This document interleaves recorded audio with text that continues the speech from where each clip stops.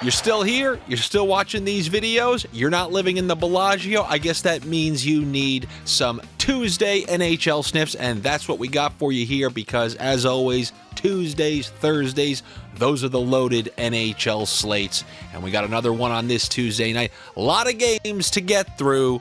And last night we went to the pizzeria, and what did we do? We ordered one too many slices. You go to that pizzeria, you thought you were just going to get one regular, one grandma. Oh, but man, they came out with a ziti slice? All right, let's take this money line. Let's take this over. And we saw that what the trials and tribulations are. You can bet Edmonton, as I suggested that you do, at minus 125 and take a nice fat loss despite them leading a chunk of the game, blowing leads, trials and tribulations. Or you could say in this game, how about Connor McDavid over 1.5 points for plus 105? So you're getting a better price and can easily, this was covered by what? Early second period? Easily cover that. That is why I always veer toward the player props, many of which I have for you today. So let's talk about some of these sniffs here on a Tuesday. Before we get to player props, I will try to give you something somewhere close to that front page because I look at the money line. I don't see plenty of opportunities because I know how it is with you guys. If it doesn't start with plus, you pretty much don't want to hear it. So then you're really reaching. You're reaching for Flames. You're reaching for all these teams that you've convinced yourself are a good deal. When I'm looking at that front page, I'm opening up, all right, what's on that second page? Something that they might be able to deal with. And you know, in those situations, I go to team totals. If the money line's disgusting, I look at the team total and see if that offers a better price. Last week, or over the weekend rather, I thought Colorado was going to have a pretty good offensive game at home. They were like minus 190 favorites, or was it even minus 210 over Nashville? I was like, you know what? Let's take the over 3.5 at minus 105. I like that better. It was an easier way to get Colorado at home at a decent price. They ended up winning. They ended up scoring 4 goals, so either would have worked out. But still, I see something similar on this slate. I see the Carolina Hurricanes at home, where for the most part, they've been able to score over 3.5 goals this year. We saw that the other night against Columbus. You know, they kind of weren't playing their best hockey. That was a nice 4-1 win. Now they're playing the New York Islanders, who just gave up 4 goals to the Chicago Blackhawks in Chicago. And what did they do before that? Oh, they gave up 4 goals to the Chicago Blackhawks. This is the New York Islanders, a team that blows leads like it's nobody's business. So if they're up, they blow leads, or they just get blown out, and that's it. I think there are many roads for these Carolina Hurricanes to get to 4 goals. These teams just played like a week and a half, 2 weeks ago, and the Islanders won that one in Long Island, or on Long Island. So I think this one bodes well for Carolina's chances coming off that win. I like the over 3.5 goals.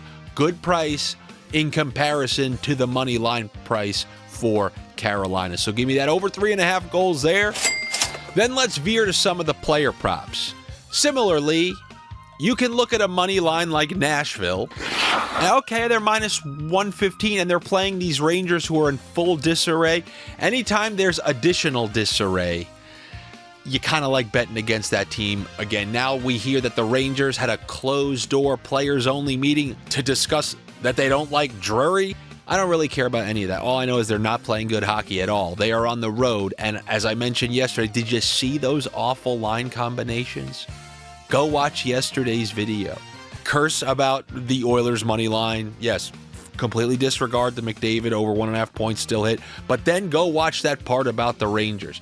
If we're not getting Artemi Panarin in this game, and I don't think we're going to, you think he's really just missing one? Usually, you know, someone like Barkov, you know, he missed 2 games now. I think it's rare that they miss one. Maybe he only misses one. But if Artemi Panarin doesn't play in this game, and then I don't have to be scared about the Rangers power play because he's obviously the catalyst who drives the Rangers power play, and we're getting somebody like Vincent Trocheck under half of a point for plus 128. Did you see who he played with last game? Riley Smith and Johnny Brodzinski. If you tell me that, and he's on the power play, and by the way, he plays in the bumper position, the least likely to record a power play point. against Nashville, who, say what you want about them, they don't give up a ton of goals in these games. So at home, with Saros playing, Rangers without Panarin, who haven't been scoring a ton, I think this under half of a point plus 128. I looked at Zibanejad and Kreider as well. Trocheck is the best of the bunch, in my opinion, considering that he plays the bumper on that power play. So I would double check to see if Panarin's playing. But if he isn't, under half of a point for Vincent Trocheck. Now let's head out west and take a look at a couple of players. The Ottawa Senators, they've been playing some pretty good hockey. I think they're on a 3-game win streak. Nothing was more impressive. They went into Carolina, shut them out, and I think they're on a 3-game win streak now. They're taking the show out west. And what I don't understand is they have a relatively stacked top line, and now they just go on the road, and I'm seeing Josh Norris at plus 105. I don't understand this. I don't know if there's such thing as an NHL trap player prop bet.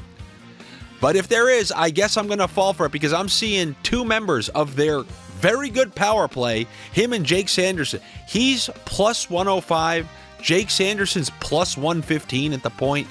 Those are way better value than almost every single money line that I see on this slate.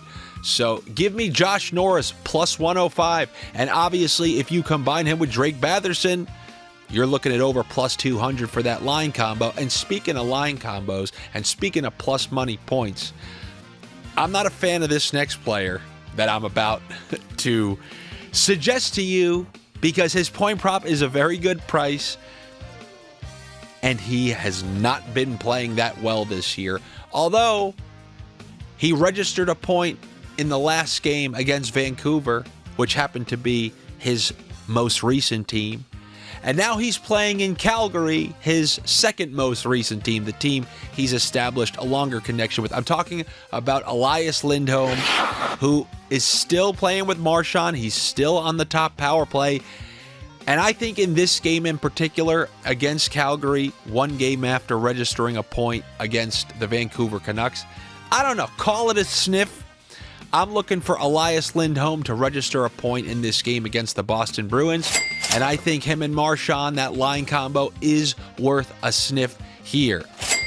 And if those line combos don't tickle your fancy, let's throw down a number one. Let's throw down a fastball. Those ones haven't been working a ton. How about we just go to any combo that's been rock solid? And I see two on this slate.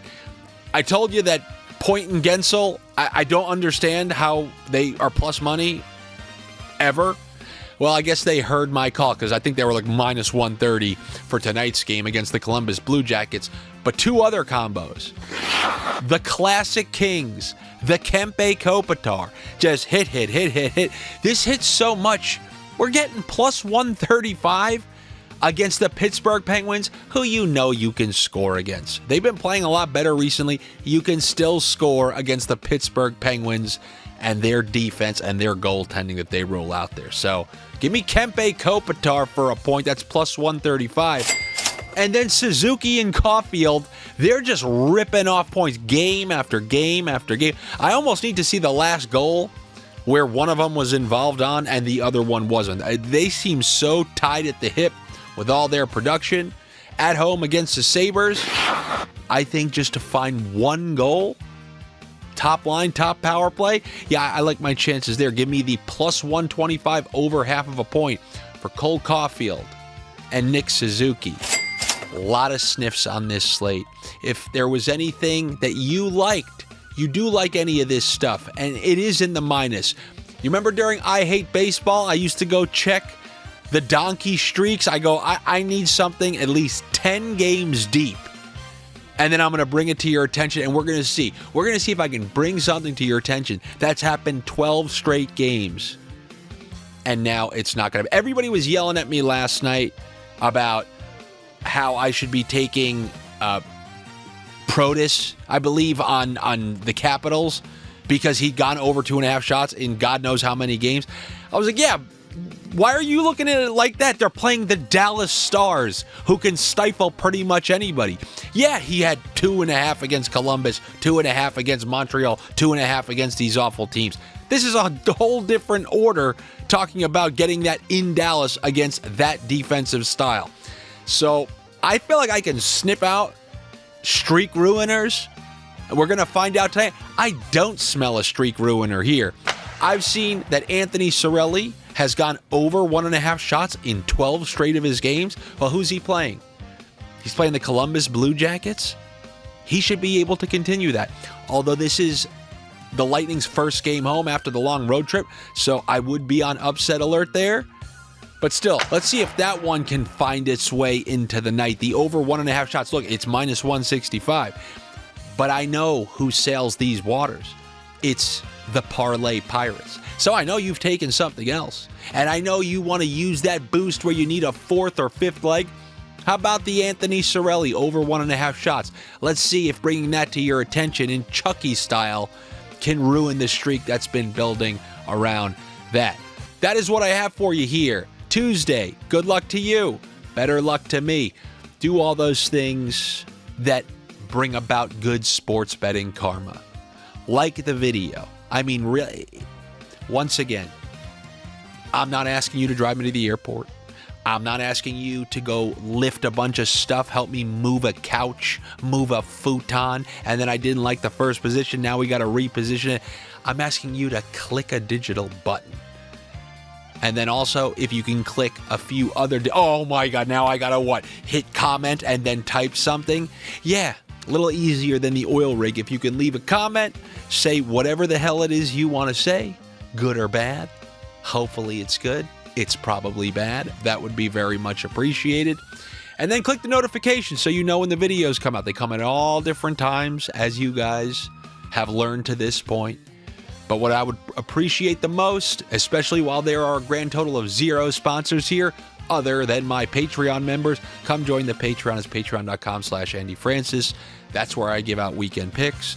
That's where I send out the line combos. That's where I update the line combos. And that's where you can chat with the full community of sniffers on there. And Lord knows, if you're looking for parlays, I can try to add one here and there. I try to be somewhat diligent with them. There are endless pirate parlays in those chat room waters. So hopefully I will see you in there. If not, I will see you tomorrow for another round of NHL Sniffs. I look forward to it. I will talk to you then.